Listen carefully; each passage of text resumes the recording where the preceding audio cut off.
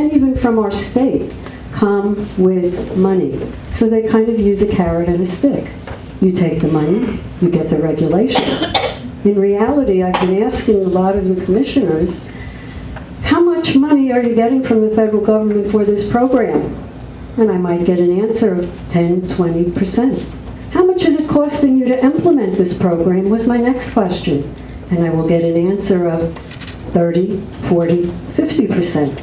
So does it make sense to spend 60 cents so that you can get back 30 for a program that we all know is not going to work? It does not. The 10th Amendment is there for a reason. And when there is an overreach, it should be exercised.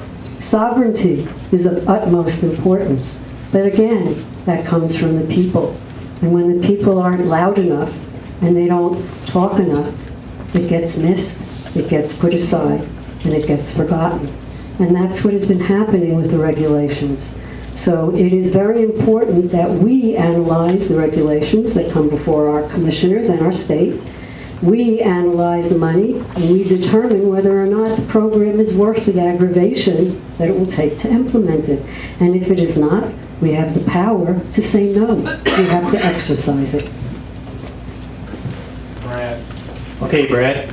Again, we're asking you what your personal feelings are on the organizations and people who feel about it. Meaning you got it. Thank you. The first time that I was privileged to go to Tallahassee on your behalf and serve in the House of Representatives, my colleagues in the House, both Republicans and Democrats, nicknamed me Dr. No. And they wrote a big article about it in the Jackson County, Florida, that Dr. No comes to Mariana. Because I voted for every dadgum bill that was before me that increased any kind of regulation on consumers or small businesses. That's what I did. The Speaker of the House also enjoyed my advocacy on that issue so much that he appointed me to a committee specially designed to review existing statutes, and those statutes that are overburdensome, that provide overregulation, and that are unnecessary should come off the books. We created a process for the public to be able to communicate with their legislators, to participate in this committee structure, and provide input from the grassroots level all the way to their state legislator. And in that committee, we reviewed those laws, we discussed them, and we took those very many of those laws off the books. Some of them we passed out of the House, but it did not pass the Senate and was not signed off by the governor. I will continue to be an advocate for less regulation. I've done it. I believe I've proven it. I hope that you will accept that as positive advocacy, and if you elect me to be your representative again, you will get limited government regulation on my part. Thanks very much, Brad. Okay, Jan, are you ready? I'm ready. Okay. Well, this is an easy one for me. My husband and I did a subdivision, and if you have the Corps fighting the DEP, it's no fun. They don't know what they're talking about, but the powers to be is the Corps wants one way, the Corps of Engineers, and the Department of Environmental Protection wants another way. And they could not come to the meeting of the minds of a little creek that we were trying to cross and get it together until we went to their face and discussed what was going on. Do you guys understand what this process is? Too much government control on permitting? It was a nightmare. It took us almost 8 months to pass the process until they understood it. One gave up and said, oh, we get it now. So I understand that on a personal level of working with government permitting and not understanding what one does to the other. I would fight that, and I would absolutely go against it. Vote no on every single one of those, because it's not right that you can't do what you own and what you want to do on your property. It is a nightmare, and Florida has some really ridiculous laws on that. And when I would go there, if I would be in the Senate, in the legislative, I would absolutely fight that, because I saw it with my own eyes, and we had to fight it going to Tallahassee ourselves until we came to the meeting of the minds. I am totally against permitting and the powers to be who controls what. We have to fight that. We have to stand up and we have to speak for it. You have to be heard, and that's what's important to me, so I could take to Tallahassee. Okay, thank you very much. This is question number 6. Okay, and we talked a little bit about this. Who goes first? Brad. All right. One of the big issues that we talked about tonight was Common Core, and you seem to be of one mind on this. But rather than asking you what you know and understand about Common Core, and what your knowledge or your background is about it, the question is this, really. Do you feel the State Board of Education is capable of deciding what 2.2 million individual students must learn, or should those decisions be based at a different level of control? And the follow-up for that is, and if so, how will you work to make such happen? The answer is no. I don't believe that the State Board of Education should. I believe that government works best at the local level. I believe that the legislature could reverse some of the decisions that were made prior to the opportunity that I had to serve in the legislature, Common Core being one of those. This past year, the legislature voted on some other watered-down version of a modification of the Common Core. It did not go far enough. There were over 100 different elements that were added. That's a positive movement, but it's not complete. And I believe that we could certainly go back and review and maybe make another 100 changes to reduce to eliminate a federal one-size-fits-all approach on education. Okay, but what about the State Board of Education? I believe that government works best closest to the people at the local level. Okay. Second, Karen? Would you please? Okay. The recap again is that rather than explaining to us what you know, your knowledge level about Common Core, the real question is, do you feel the State Board of Education is capable of deciding what the 2.2 million individual students in our state need to know, or how education should be? Or do you think it should be based on a different level of control? And if so, what would you do? How would you make that happen? I have been lobbying in Tallahassee since 2010, when Race to the Top was signed by our legislators, Brad included, without reading it, without understanding it, and without knowing what was in it, and there was Common Core. I've also been in contact with the Department of Education on numerous occasions. I'm going to tell you a short email that we sent. I sent an email because I was very concerned that our children were not learning cursive writing. I was part of the group that got cursive writing back in school. In this email, I also said I am concerned that our children are not learning about America and American history, founding fathers, and all of our documents start in 1865 in high school. The answer that I got back was, yes, this is true, we start with Reconstruction, but not to worry, Ms. Schoen, those subjects will be taught in a government class. My answer back was, we are paying you over $100,000 a year. You are the head of the curriculum department, and you do not know the difference between history and government. This is a crime. Our Department of Education should be eliminated and be brought down to maybe 10 people that actually understand education. Education is not training. What we have today are training facilities so that when our children graduate, they will be capable of pushing an app in some business that is approved by the government. This is not Florida's education. Over the last 30 years, Florida's education has been flat regardless of how much money we have spent on Florida's education. I've been going around and I've been talking to the superintendents and school board members, and we have a plan. And we know what to do. And it does come on the local level. And basically, it's to go back to what education really is.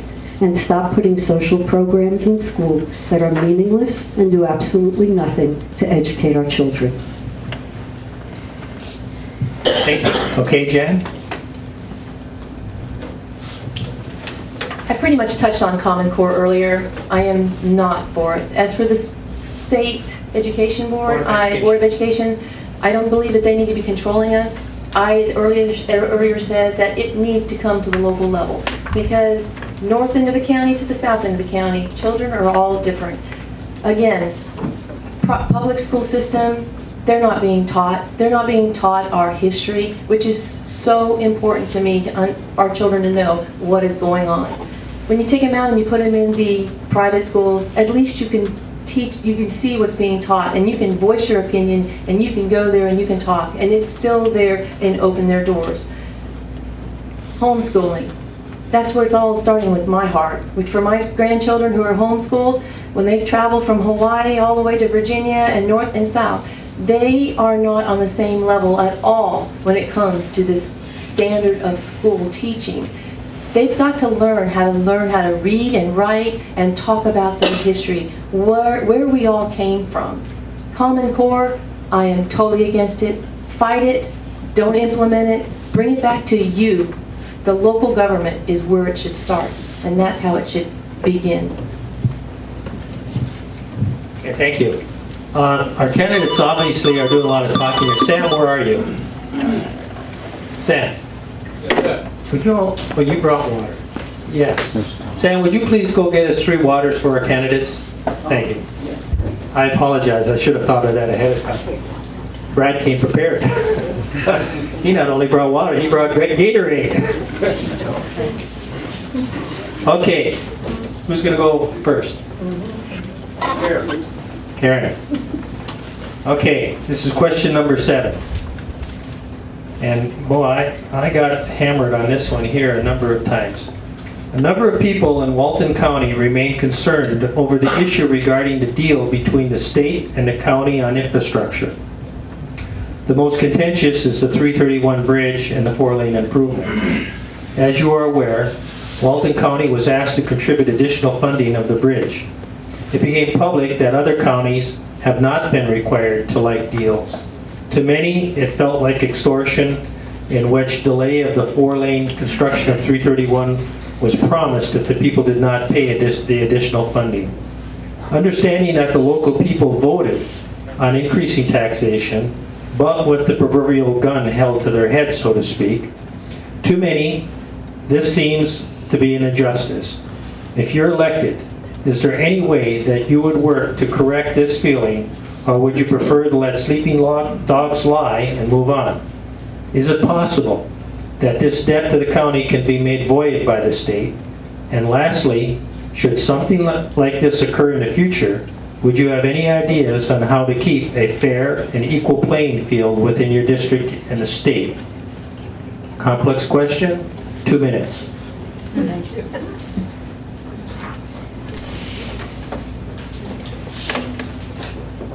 If what was prescribed happened, it was an injustice. And unfortunately, that injustice is carried on through a lot of our legislative process, because things are not as they appear, words are not as they appear, and too often legislation gets passed which is not as what it appears.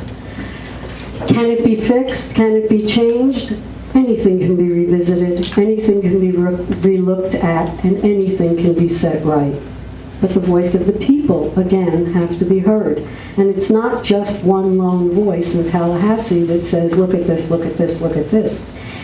The candidacy, or my candidacy, and my serving you, means that you have to take part in the process.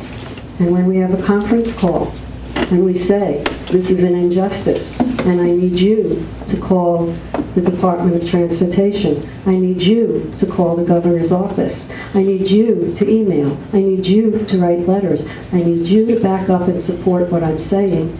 I would expect that you would do it. So with your help, yes, things can be revisited, things can be relooked at, things can be redone. Our silence is what perpetuates our downfall. Brad?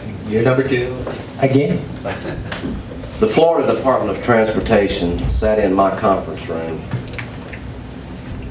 and said that based on the economic conditions that exist in Florida currently, that bridge and that bridge will not be built and that road will not be 4-laned unless the people applicate a taxation upon themselves. Economic conditions changed, monies were appropriated, and there was a $1 billion injection into the transportation infrastructure, transportation skeleton in Northwest Florida, and Walton County was left out. I take great angst with that. I'm not saying that someone was being deceitful, but if the people operated under the auspices that it was not going to be built or be funded because of XYZ, and then that in turn changed, then we should honor that commitment.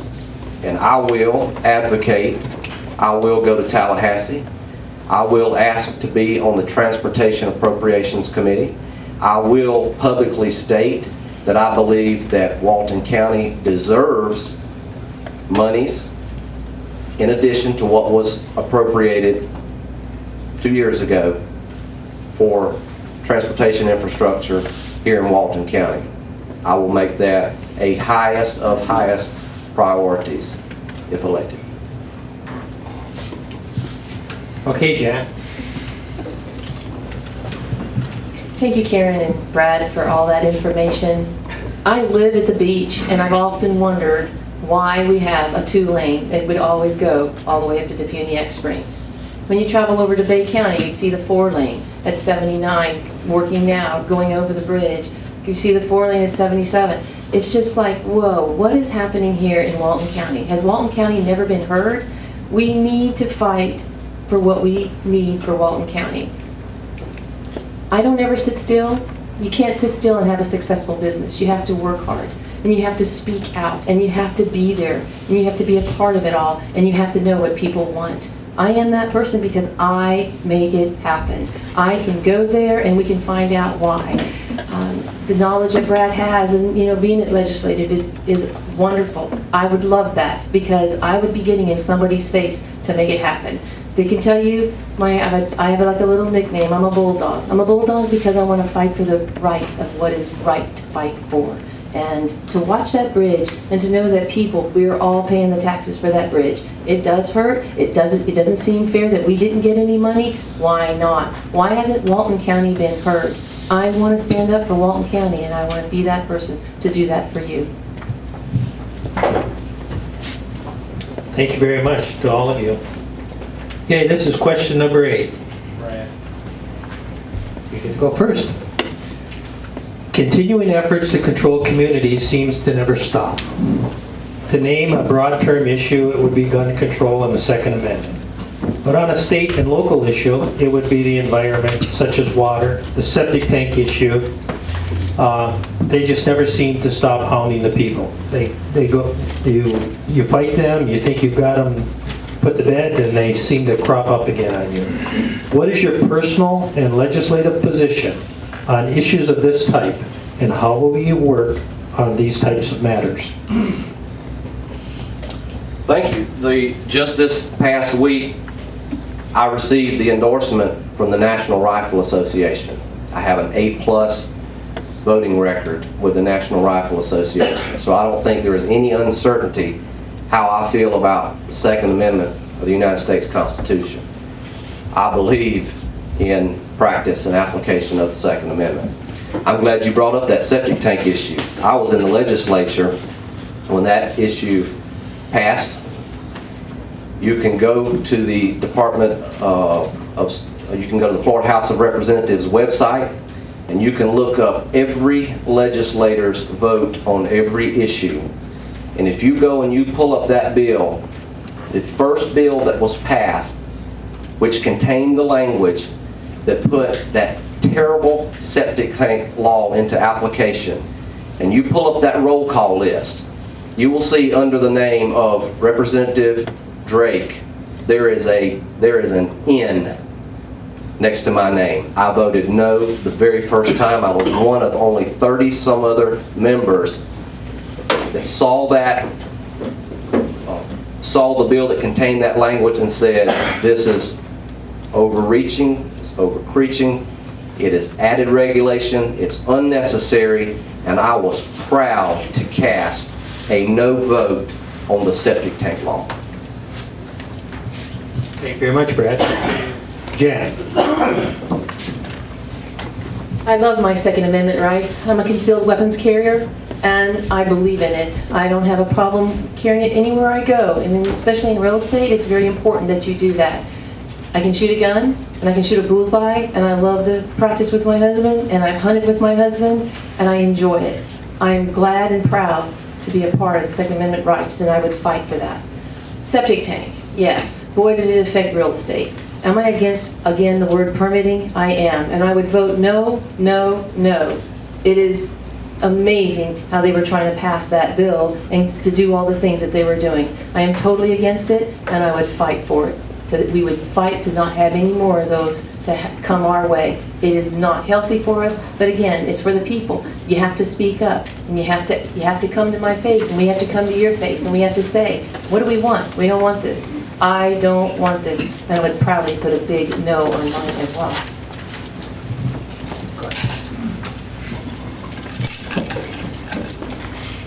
What part of shall not be infringed does anybody not understand? And any rule or regulation that touches that, to me, is repugnant to the Constitution. With that said, yes, I have a concealed weapons permit as well, and I do believe strongly that every individual has the right to protect themselves. As far as the septic tank bill goes, I lobbied, and I was one of the lobbyists that helped pass the new bill. But that's part of a bigger picture, and that comes in with control. And what we are seeing now within our cities, as Jan mentioned, and the permitting process, is a massive control by the use of sustainable development through the environment. Everything is being focused on the environment, environment, environment, which is very nice and very important, but over the top. And when you strip people of their rights and of their liberties and of their property because your concern is more important with the environment than it is with the people that protect the environment, something is wrong. Our legislators have passed bills that increase funding for sustainable development. Take out the word sustainable, put in the word control, and that's what we have. In South Florida, we were broken up in Florida, we were broken up into 9 regions. And then non-government agencies and bureaucracies are going around the state trying to put in more regulations, more zoning, and more permitting to control the people. This is about control. Both septic tanks, land, it's all the same thing. They have no right to control us. This is our land, and we have the right to do with it as we see fit. Thank you very much. Question number 9. And again, I want to remind you there are 12 questions. You get 2 minutes for each one, except for the last one. The last one, you're only going to get 1 minute. So for number 9, several other questions were submitted, and they regard the issue of illegal aliens entering the state and the burden that's being laid upon the taxpayers with either mandates from Washington, D.C. or through state legislation. Please speak to us about your position regarding the influx and the cost of providing education, medical assistance, housing, and etc. within the state of Florida, of course, here. And how do you feel you can make a difference once in office to remove this burden from the people of the state of Florida and your district? Who goes first? Jan.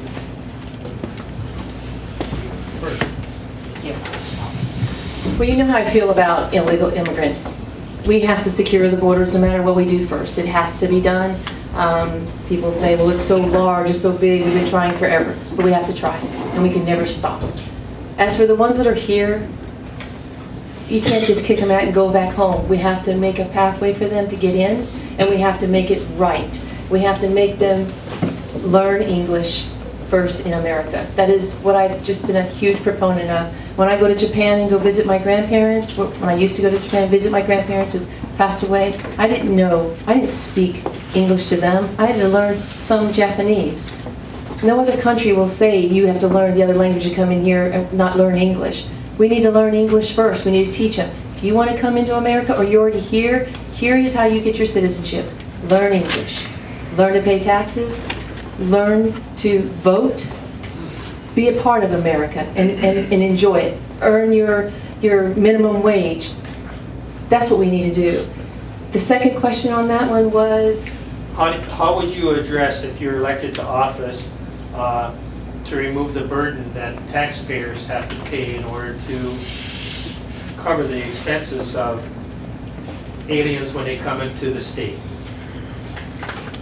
I'm not for sure how we're going to fight that, but we have to fight it. It has to be, Americans have to have that first. If they're illegal aliens and they're not citizens, we have to fight for the American who needs that help first. I had a father-in-law that married an illegal alien. She'd been in America for 10 years, and he was about to lose everything because she was on SSI, and she was given a government assistance for everything. She only lived in America for 10 years. What's wrong with that picture? My father-in-law worked here for 78 years. And it's about America. It's about us first, and then we can go after that. Brad, would you like me to recap? Thank you. Both Jan and Karen have made reference to this gentleman who wanted to become a lawyer, and he was illegal. That man came before a committee that I sat on in the House of Representatives. And you can go back and check the tapes. I asked that man, I said, sir, you're here wanting to be someone who practices the law, but you're not abiding by the law. Amen. And you're telling me you want to be a lawyer, or do you want to be an ill lawyer? The place went silent. I'm not going to hide my advocacy on immigration. I believe that there's a right way, there's a right path, and I am disappointed in the legislature this past year designating in-state tuition for people that are not here lawfully. That's my position. I won't waver, and I won't apologize. Amen. Amen. Okay, and I guess, did you answer that? Sharon? Karen? What is? Karen Schoen. Karen Schoen. K-R-E. Get those letters reversed there, huh? Are you ready? Don't screw that up again, Dave. Article 4, Section 4 of our Constitution says that one of the jobs of the federal government is to protect us against invaders for our national security. Obviously, they missed that class in school. With that said, it is beyond my comprehension as to how we can invite others in when our own house is crumbling. How do we take care of them? My suggestion was, I'd like to send each one of our legislatures 25 families to take care of, since they seem to want them so badly.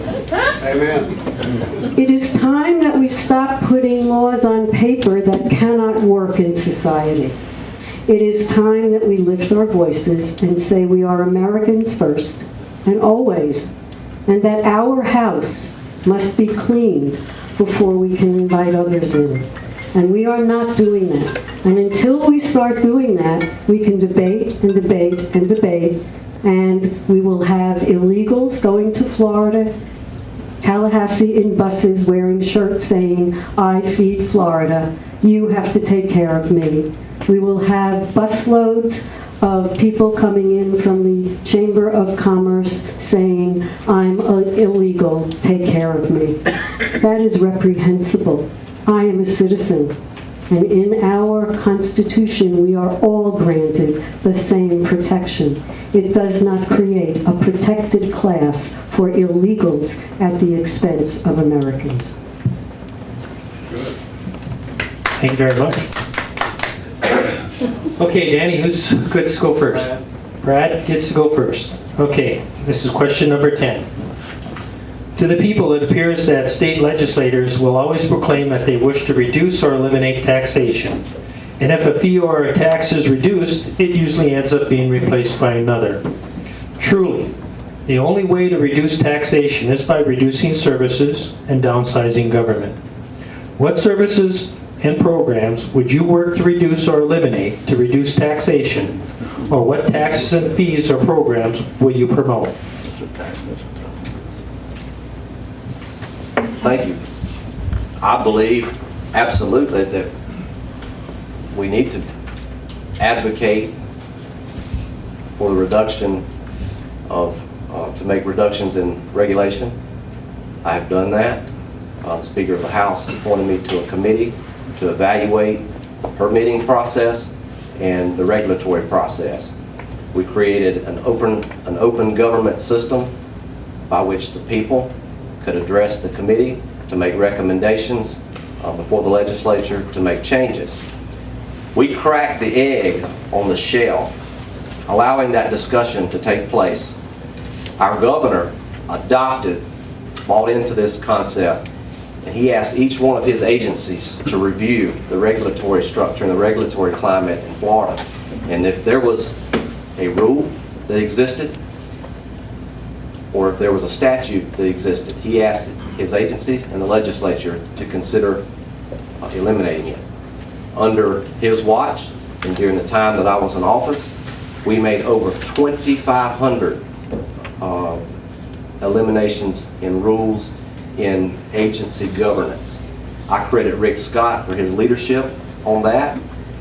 I accept that, I buy into that, I advocate for it, and I will continue. Thank you.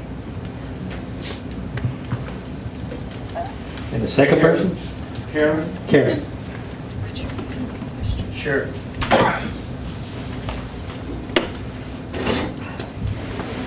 We were talking about taxation, and that when one tax seems to go away, it usually ends up being replaced by some other tax or fee.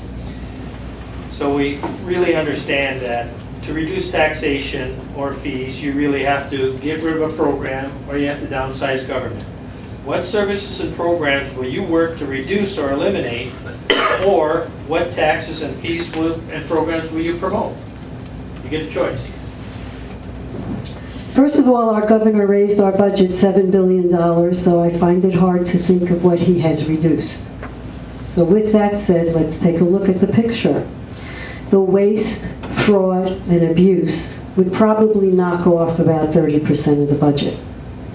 The not taking of federal dollars to implement programs that cost billions more than they were ever created to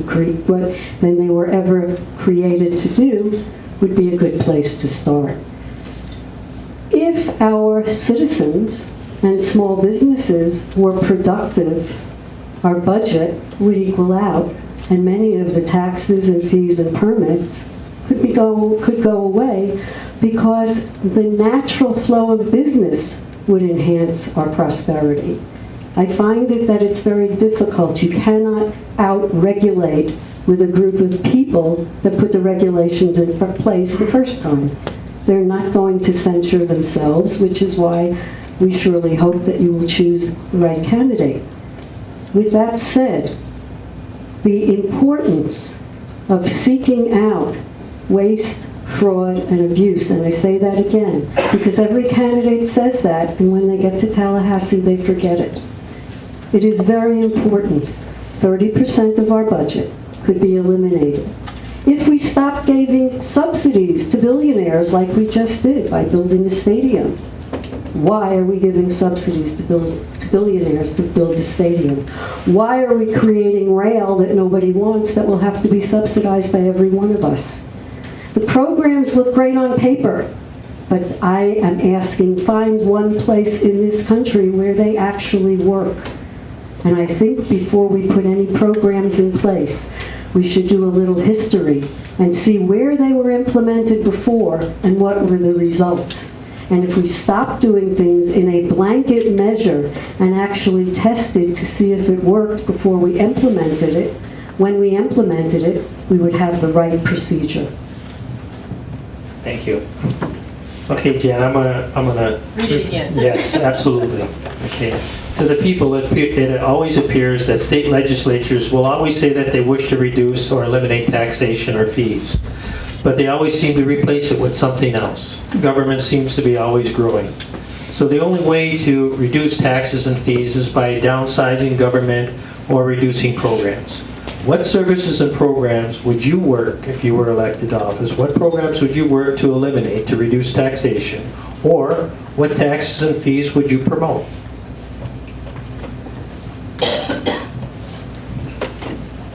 I agree totally with the permitting process.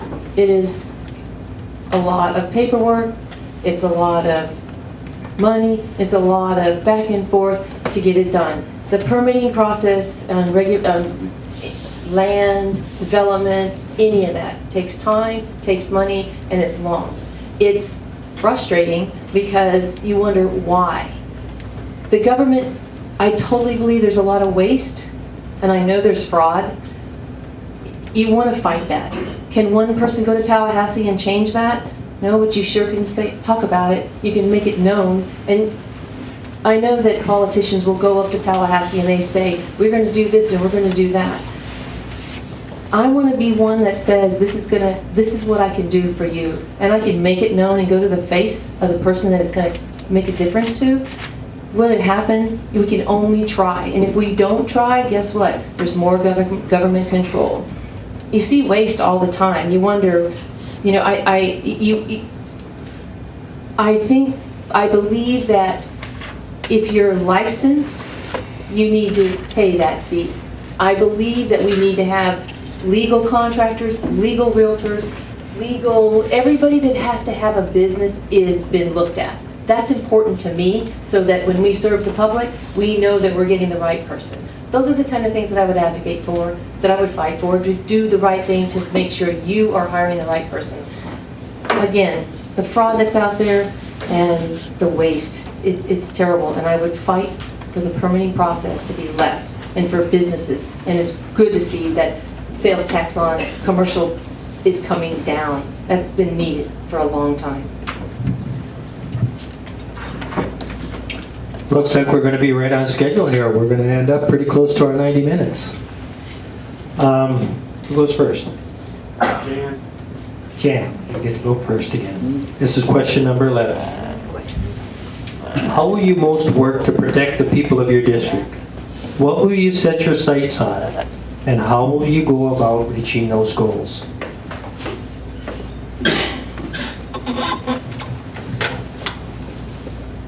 How can I protect the people? You have to speak for the people. You have to come to my face, or I need to come to yours, and you need to tell me what your concerns are. Your concerns are very important to me. I've learned that in real estate, and I fight for that all the time, for the right and the wrong, the disclosures, to talk about it, to get to the person that it means, to go to...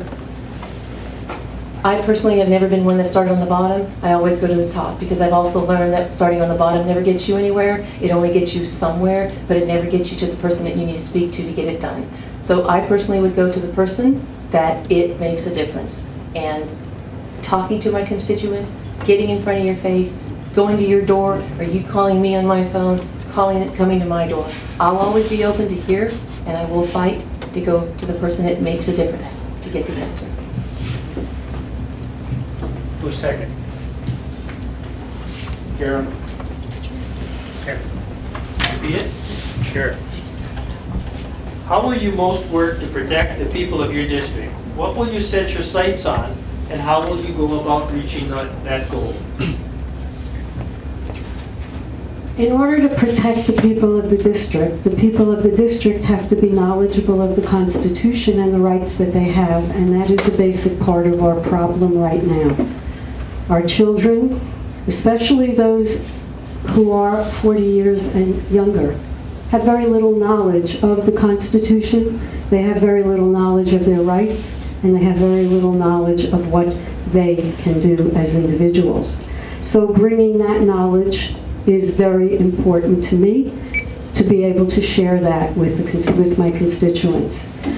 As far as protection, we have to become entrepreneurs again. We have to bring back our small businesses again. We are only successful when our small businesses succeed. Having jobs is not the same as having a business. Ownership is what makes us successful. It is what made America successful. And it doesn't matter whether it was ownership of your person, your business, or your land. And when that is being taken away, as you can see, and dependency is being put in its place, we are not successful and we are not protected. To think that we can give up security for protection, to give up rights for security, does not make sense. If we are all secure and understand our rights, we are protected. We have the 9th Amendment, which protects us. We have the 10th Amendment, which protects the state. The sad part is we don't use them, and we have to. So engaging people through conference calls, through the media, through TV, through the radio, and doing this on a regular basis, and going back to our roots and understanding what America is about will bring us the protection that we need. And Mr. Brad. This is an easy one. Just be accessible, be humble. If someone has a need, listen. Sometimes it's better to listen than to talk. First time I ran for office, I walked over 5,000 houses personally. I asked people to let me earn your trust, to give me an opportunity to speak for you, to advocate for you. And if you have a need, you call me, you let me know, and I'll do my very best to try to be helpful. I did that. I was always accessible. I'm not going to change. I will be. If you call me, if you email me, or if you're a texter, you text me, you let me know by telegram. It doesn't matter.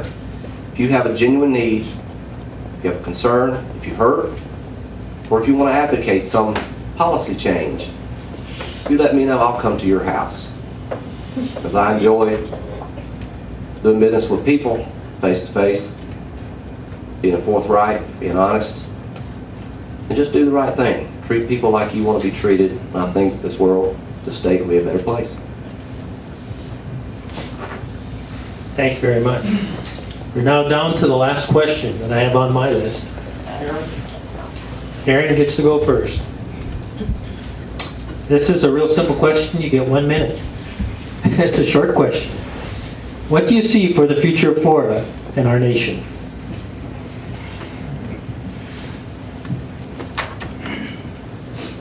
I see tremendous growth for the future of Florida, and I see a troubled nation. And unless we face the problems with both eyes, with our heads, and not with our emotions, we are going to be in a world of hurt.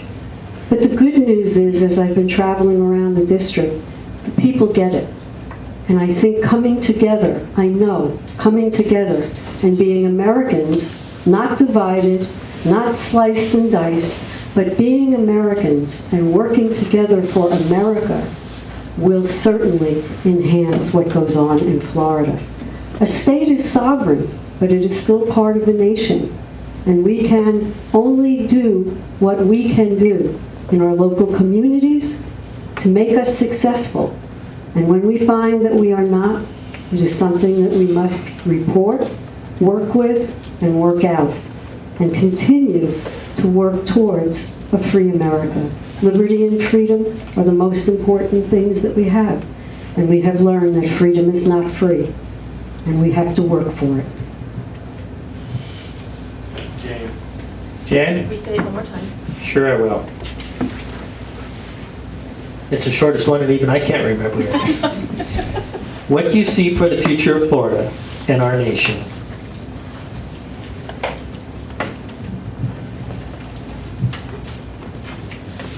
I agree with what Karen said about growth in Florida, because I see that in real estate. And we need to do the best that we can and make this the best state to live in. The nation, I'm really sad. And I believe it's because we're not on our hands and knees praying to God, and we need to have God back in our lives to do what He wants us to do. We have got to pray, and we have got to talk to God to help our leaders to do the right thing. I pray every day because I want to do the right thing, and I want to serve, and I want to ask God to help me see the needs of others. I do that in 35 years we've been together. My husband and I start our day with prayer. And I believe that if we can get more Christians in politics, I believe that we will have an avenue to fight to have a better nation, and one that we can be proud of, and one that we're not so sad to see today. So my take is, I love Florida. I see the growth of Florida, and I see that where we bring God back into our lives and put Him first, that's the most important of what we can do for our nation. Okay, Mr. Brad, what do you see for the state of Florida and our nation? I want to be optimistic. When I was a small child, 5 years old, and I entered into public school system, Miss Katie Smith's class, kindergarten class. At lunch, we prayed. Students held hands. We prayed. We held hands. We walked to lunch. Teacher read scripture. Teachers held respect and authority in the classroom. I look at today, where our nation is, and what's bleeding down to the states, from the top to the bottom. We have eroded. I'm going to advocate every which way that I can to make restoration. I support the Constitution of the United States of America. I support the Constitution of the state of Florida. I'm proud to be an American. I'm proud to be a Floridian. And I hope you do too. And I want to do everything I can to make this state the best that it can be. Well, there you have it. I want to thank our candidates here tonight. You've been very, very respectful of our time limits. You've been very sincere in your answers. I couldn't be more pleased to host this venue for tonight. So I thank you greatly. I'd like to present to you tonight the book. I think, Karen, you might have gotten one before, I'm not sure. This book was also written by a Christian man, and it's a book in regards to our Constitution, the Federal Reserve. And on the top, you'll notice that I have that prayer that I opened up with, the one about inspiring us to have qualities of good leadership. And since all three of you are running for this particular office, I hope that you would find this short little prayer something that you would consider even looking at and reviewing each day. I'd like now for our audience, I'll allow for one question. Ma'am. Yes, sir. I'd like to make a clarification on Common Core. Will you please correct me from my knowledge? The heart problem of Common Core is that our president and our current administration would like to track each child from starting into school, their entire family, and all the knowledge they have about them, their family, their relatives, and to continue this all through school so that it would be taking away from our freedoms. Am I correct in my part of understanding on Common Core? Yes. Yes, you are.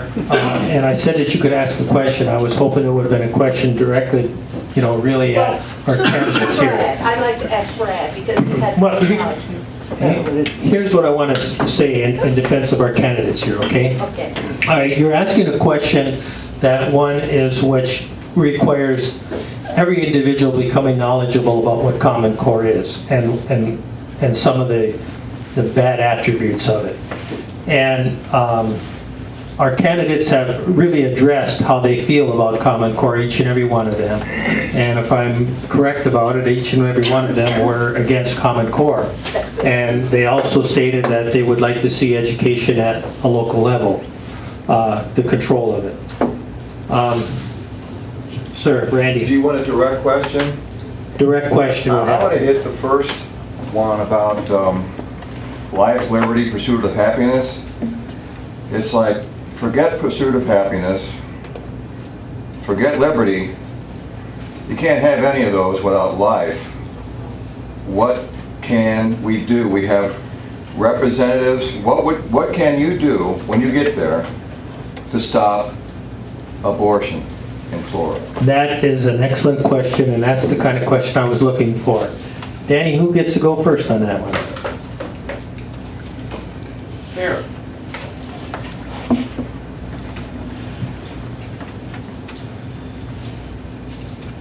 It's very important to understand how this all came about, and a large portion of the problem comes from the school.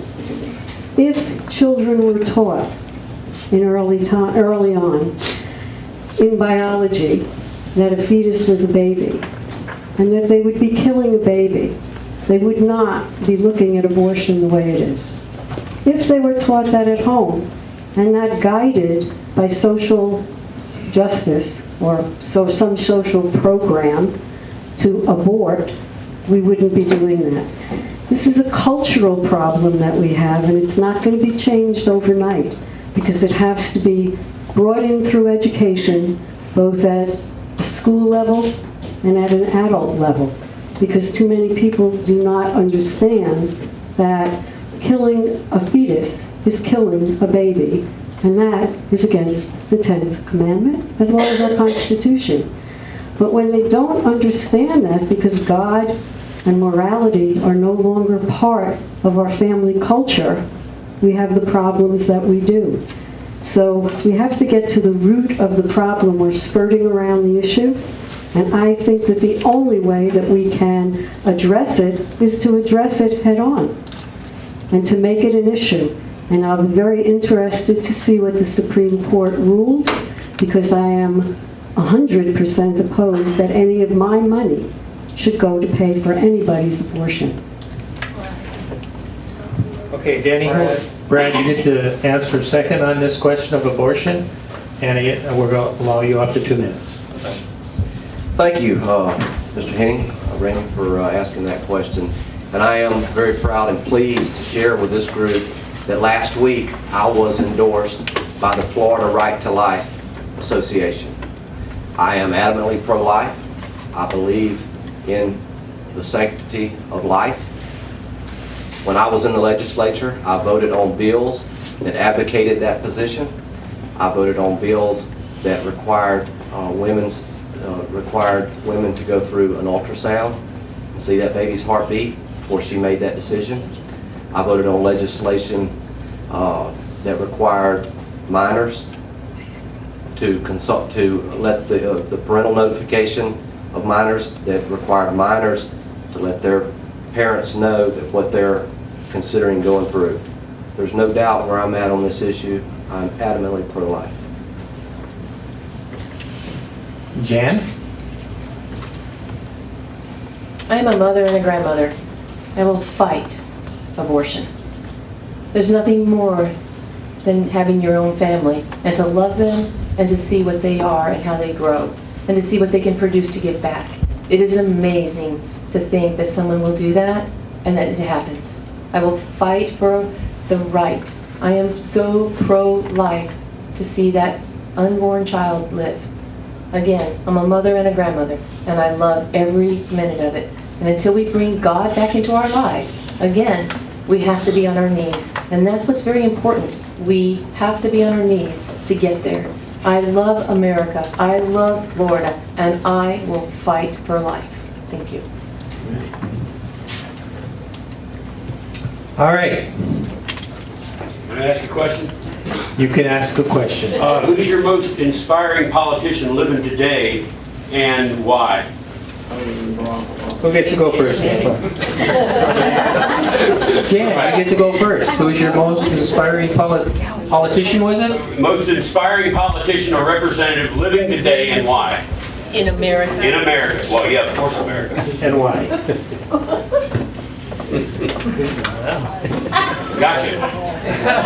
No. That's an extremely good question. I guess it really shows what's happened to our politicians. I don't think they care about us. They care about themselves. And that's the problem. We're not servant leaders. We're not like our founding forefathers. And that's what's happened. We were just supposed to have a day job and then go volunteer and give back. What do we do now? We make careers out of them, and then we get paid, and we get free, and we get this, and we get that. What's wrong with that picture? I'm a servant leader, and that's what I want to be. I don't have a person I can put on that pedestal. I only put God on that pedestal, and that's who I am. Danny?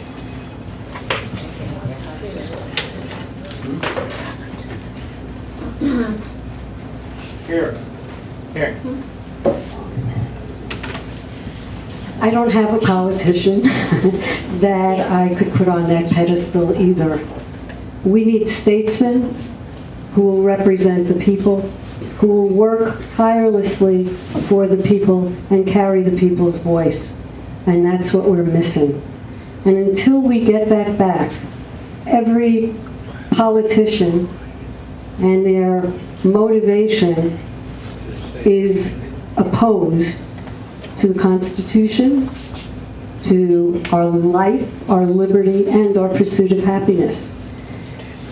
We need a new group of people in Tallahassee, in our local communities, and they should be common people. We are the people, not a political class of elite who think that they are richer, smarter, and better, and have the right to tell us what to do.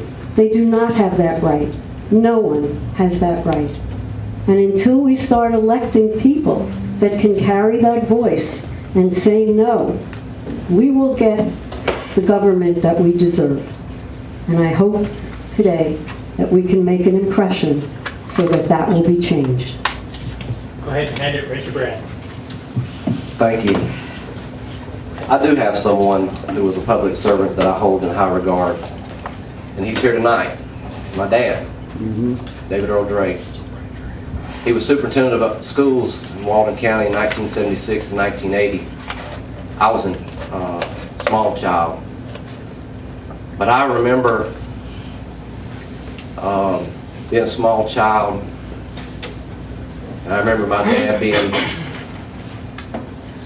up to the wee hours of the night answering the phones from parents who have problems with children, from a principal who said, Mr. Drake, West Puniac Elementary School, alarm's going off. You need to go out there and fix it. Children missing the bus, taking them home. I was right there with him. Daddy, you were a pretty cool public servant, and I'm very proud that you made a decision to serve the public, and I love you. Thank you.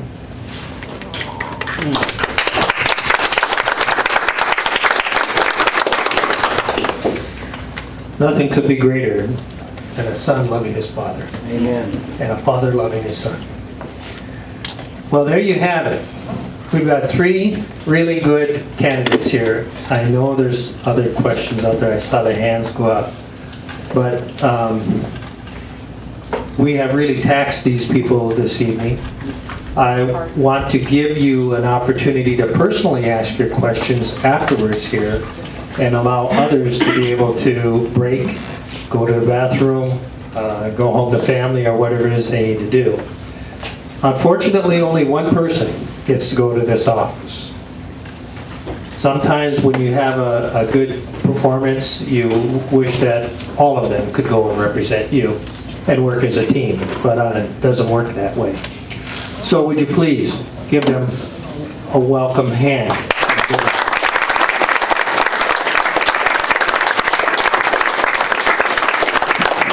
I thank you all again for being here. It's been a real pleasure, and I wish you all the very best of luck. And you're right, we need to pray.